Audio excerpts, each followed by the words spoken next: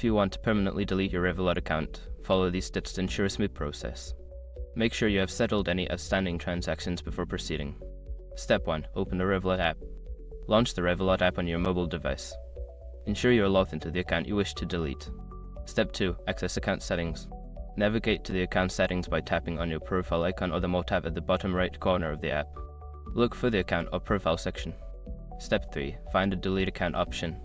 Scroll through the settings until you find the option to delete your account. This may be labeled as close account or delete account. Step 4. Follow the prompts. Once you select the delete option, follow the on-screen prompts.